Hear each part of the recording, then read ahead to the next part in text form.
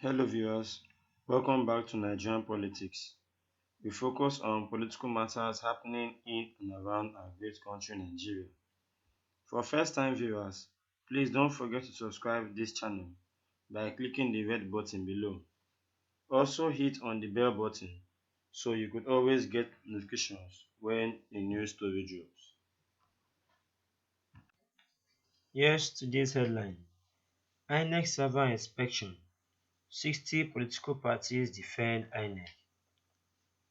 Some registered political parties on Tuesday took side with the Independent National Electoral Commission over the controversy trailing the electronic transmission of results of the 2019 general elections. The main opposition party, the People's Democratic Party, and its presidential candidate Alhaji Atiku Abubakar had claimed that it won the last presidential election. It further claimed that the results posted on INEC website justified its stance. The Presidential Election Petition Tribunal, sitting in Abuja on Monday, denied the PDP access to the server and data of smart card reader the INEC allegedly used to compute the result of the 2019 presidential election. He held that doing so would further create the impression that the tribunal had collected that there was a central server where results of the February 23rd election were received and stored. Speaking with newsmen yesterday, the Joint Forum of 60 presidential candidates and national chairmen said since the Electoral Act Amendment Bill was not assented by President Muhammadu Buhari, there was no provision for electronic transmission of results in the Electoral Act that guided the conduct of the last general elections. National Chairman of Action Democratic Party, Mohammed Shitu, who addressed journalists on behalf of his colleague, accused the PDP of mischief as he declared that INEC had told presidential candidates that it would not be possible to transmit results electronically following the withholding of assent by the president. He said, in the build-up to the elections, we as presidential candidates and our political parties held several meetings with INEC. The delay in finalizing the electoral legal framework and the eventual withholding of assent to the Electoral Act Amendment Bill deprived the nation of much needed reform of our electoral process, which must be anchored on the rule of law. The needless controversy over the INEC server would have been lawful as it would have been mandatory for the Commission to deploy the server. We are aware that INEC had run pilots on electronic transmission of results. It had informed us that these pilots were deployed in Anambra, Ondo, Ekiti and Osun Governorship election.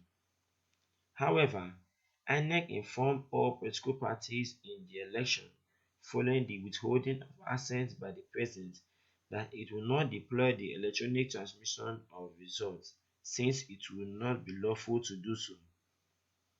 We must inform Nigerians now that the People's Democratic Party was represented in those meetings and we do not know why they are heating up the polity with the server story. This INEC server controversy is a deliberate ploy to destroy the integrity of our electoral process.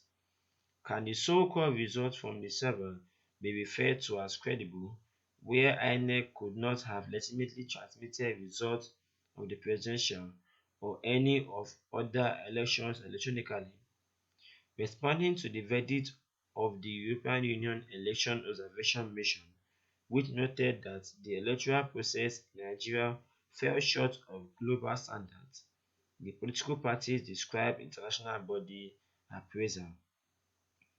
There were several innovations introduced by INEC which made the 2019 election free, fairer, and more credible than what was obtainable in a past election, such as simultaneous accreditation and voting.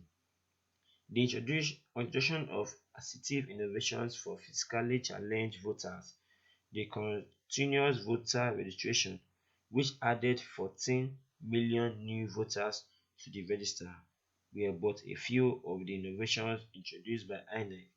Therefore, the report of the European Union Election Observation Mission, released over a week ago, wherein they allege a lack of transparency in the guidelines of election, is bewildering. With all due respect to the EUEOM, it is left to Nigerians to decide how we conducted our 2019 general election.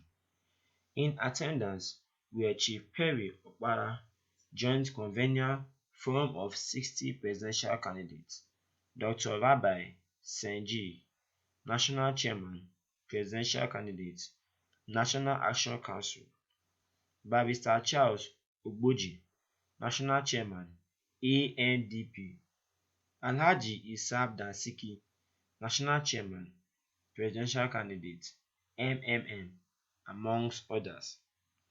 Please leave a comment below. Thank you.